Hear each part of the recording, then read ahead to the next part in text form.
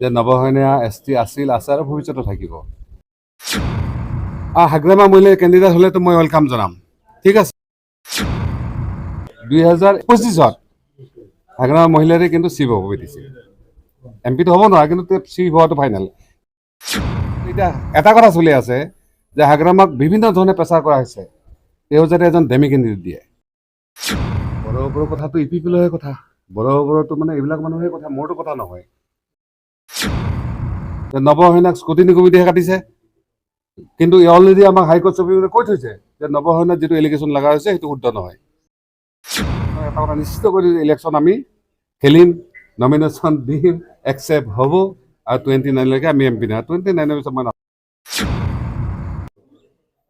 আচলতে এটা কথা আপোনালোক নিশ্চিতভাৱে কওঁ যে নৱসৈন্যায়া ST আছিল, আছে আৰু ভৱিষ্যতে থাকিব। এই কথাটো আমি অসমৰ মুখ্যমন্ত্ৰী ডাঙৰীয়াকো সুধিছিলোঁ যে আচলতে যিবিলাক দাস, ডেকা, চৌধুৰী, বৰা, চৰণীয়া, হাজৰিকা, মহলীয়া, এই ধৰণৰ যিখিনি উপাধি লিখে, মেক্সিমাম টাইটেল লিখে, সেইখিনি মানুহ আচলতে ST হয়নে নহয়, তেওঁ কৈছে ST হয়। আৰু যাৰ কাৰণে অসম চৰকাৰে নিজেই এইখিনি মানুহক সুকীয়াকৈ শৰণীয়া কছাৰী কৰিব হিচাপে যেনেকুৱা চনল কৈছে ST হ'ব লাগে বুলি কৈ আছে, কাৰণ এইসকল মানুহে স্বাধীনতাৰ আগৰে পৰাই বা স্বাধীনতাৰ পিছত যে ট্ৰাইবেল লিষ্টিং হৈ গ'ল, তাত কছাৰী, বড়ো কছাৰী আৰু ৰাভা হিচাপে তেওঁলোকক চাৰ্টিফিকেট দি থকা হৈছিলে, কিন্তু মাজে মাজে কণ্ট্ৰভাৰ্চি হয়। সেই কণ্ট্ৰভাৰ্চিলৈ নিগেটিভ কথাও আহে, বহুতে কৈ চালা আমি বোলে খ্ৰীষ্টান হৈ যাম, বহুতে কৈ বোলে আমি বন্দুক ধৰিম, কিন্তু নৱসৈন্যা হিচাপে যিমান দূৰ পাৰিছোঁ তেওঁলোকৰ কণ্ট্ৰভাৰ্চি নহয়, এইটো আমাৰ নিজৰ ভিতৰৰ বিষয়। আচলতে সেই কথাটোকে মানে হেৰি কৰি মানে চৰকাৰে ইতিমধ্যে পঠাইছে। তেনেকুৱা ক্ষেত্ৰত নৱসৈন্যাৰ ক্ষেত্ৰত এনেকুৱা ঘটনা হোৱাটো দুৰ্ভাগ্যজনক। আৰু মোৰ বোধেদি ইয়াত কিছু অলপ অফিচবিলাকৰ মিছ আণ্ডাৰষ্টেণ্ডিং হৈছে। নিশ্চিতভাৱে ৰাজনৈতিক ষড়যন্ত্ৰ, কাৰণ আপোনালোকে জানে যে নৱসৈন্যা ফিল্ডত নাই কাৰণে আৰু মানে ইয়াত বাকীসকলৰ টিকিল গিলানিৰ কাৰণে খুব ভাল হৈ যায়। মই বেলেগ কথা নকওঁ, যোৱা পৰহি আমাৰ উষাগাঁও ইয়াই মানে আমাক কৈছে যে নৱসৈন্যা যাতে এইবাৰ ইলেকশ্যন নেখেলে, কাৰণ আমি ইলেকশ্যন দেখিলে তেওঁলোকে ধুনীয়াকৈ জিকিব পাৰে।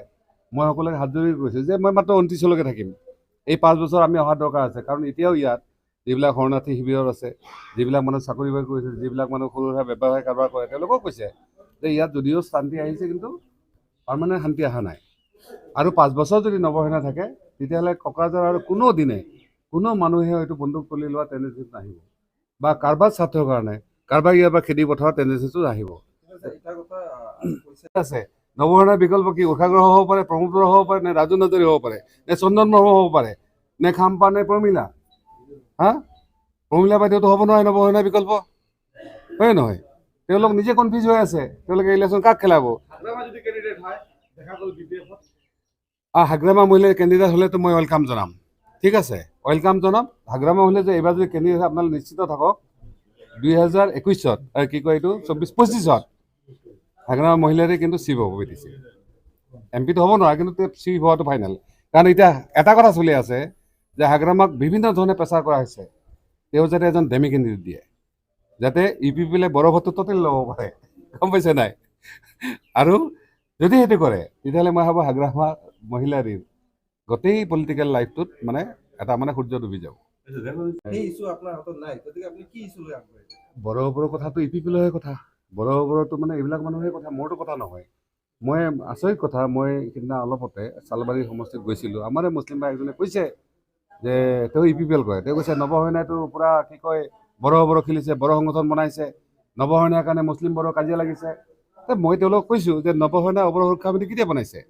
অৱৰ সুৰক্ষা বিভিন্ন দল সংগঠনবিলাকে নিজকে পৰিচয় দিয়া অৱৰ হিচাপে, কাৰণ তেওঁলোকৰ বিগত দিনত তেওঁলোকৰ প্ৰতিটো জাতি জনগোষ্ঠী তেওঁলোকে হাৰাশাস্তি হৈছিল। তাত হয়তো সকলো বড়ো মানুহ নহয়, কিন্তু বড়ো জাতীয়মূলক সংগঠনবিলাকেই ইয়াত দায়ী আছিলে। 2 নম্বৰ কথা, আমি কোনদিনা মানে বড়ো মুছলিমৰ কাজিয়া লগাইছিলোঁ?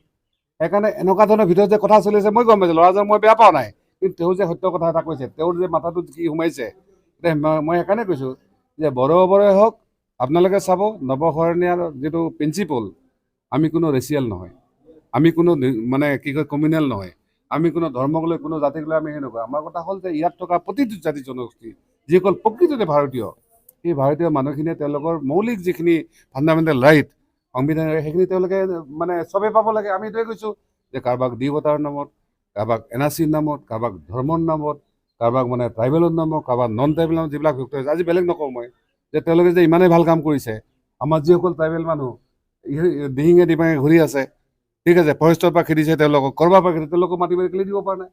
সেইকাৰণে কৈছোঁ যে ইয়াত বড় ট্ৰাইবেল নামৰ কাজিয়াবিলাক কোনে লগাইছে? আজি আমি ভাৰতবৰ্ষত কৈছোঁ, তেওঁলোকক কৈছোঁ আমি আদিবাসীবিলাকক যে তোমালোকে যদি তোমালোকৰ জেগাত বাকীসকলৰ ৰাইট নিদিয়া, এই বিজেপি কংগ্ৰেছৰ নিচিনা যিবিলাকৰ কেৱল পলিটিক্স কৰা প্ৰফেশ্যন হয় নহয়, পলিটিক্সে তেওঁলোকে কৰে, তেওঁলোকে সুবিধা ল'ব আৰু আকৌ আমাৰ নিজৰ মাজত এইবিলাক কাজিয়া পেচাল লাগিব। গতিকে নৱসেনাৰ ওপৰত যিবিলাক ভিত্তিহীন কিছুমান অভিযোগ আনিছে, আজি চাওক আপোনালোকক আধা সত্য কৈছে যে নৱসেনাক স্ক্ৰুটিনি কমিটিহে কাটিছে, কিন্তু অলৰেডি আমাক হাইকোৰ্ট চুপ্ৰিমে কৈ থৈছে যে নৱসেনাত যিটো এলিগেশ্যন লগা হৈছে সেইটো শুদ্ধ নহয়। আমি আকৌ হাইকোৰ্টত যাব পৰা ৰাস্তা আছে, সুপ্ৰিম কোৰ্টত যাব পৰা ৰাস্তা আছে। আৰু নৱসেনা আপোনালোকে চবেই জানে যে বাকীবিলাক দালে গতে আমি পাতে যাম। মই আপোনালোক ক'ব নোৱাৰা মই কেনেকৈ কৰিম, কিন্তু আপোনালোকে এটা কথা নিশ্চিত কৰি ইলেকশ্যন আমি খেলিম, নমিনেশ্যন দিম, একচেপ্ট হ'ব আৰু 29লৈকে আমি MP নহয়। 29ৰ পিছত মই নাথাকোঁ, তেতিয়ালৈকে পৰিস্থিতি শান্ত হৈ যাওক। PF পাৱাৰ পৰা হাতব লাগে। যেতিয়া 21 নম্বৰ এজনৰ প্ৰয়োজন, কাৰণ 20টা আছিল তেওঁলোকে 21 নম্বৰ লাগে, তেতিয়া কিছু কণ্ডিশ্যনত, প্ৰথম কণ্ডিশ্যনটো আছিল আমাৰ এজন EM লাগে, দ্বিতীয় কণ্ডিশ্যন আছিল আমাৰ মাটি বাৰী ভাষাৰ সমস্যা বা আমাৰ সংস্থাপন সমস্যা, অফিচ কাছাৰী আমি যাব পৰা নাছিলোঁ। এইবিলাক যদি চৰকাৰ যদি মানে হেৰি হয় তেতিয়াহ'লে আমি আছোঁ, আৰু তাত যদি গণ্ডগোল আমি নাই। সেইকাৰণে আজিও কৈছোঁ যে EMৰ জেগাটো খোলা আছে, কিন্তু আমি কোনো ইণ্ডিয়াৰ পাৰ্ট নহয়, কোনো EPFL নহয়। আমাৰ অলপ EPFLৰ মানুহখিনি আমাক কৈছিলে যে আপোনালোকে গোটেই GSP পাতি EPFL, আমি কৈছোঁ ঠিক আছে আপোনালোকে এজেণ্ডা এটা বনাওক, যিটো এজেণ্ডাত আমি যাব পাৰোঁ। আমি EPFL এজেণ্ট যাব নোৱাৰো নহয়।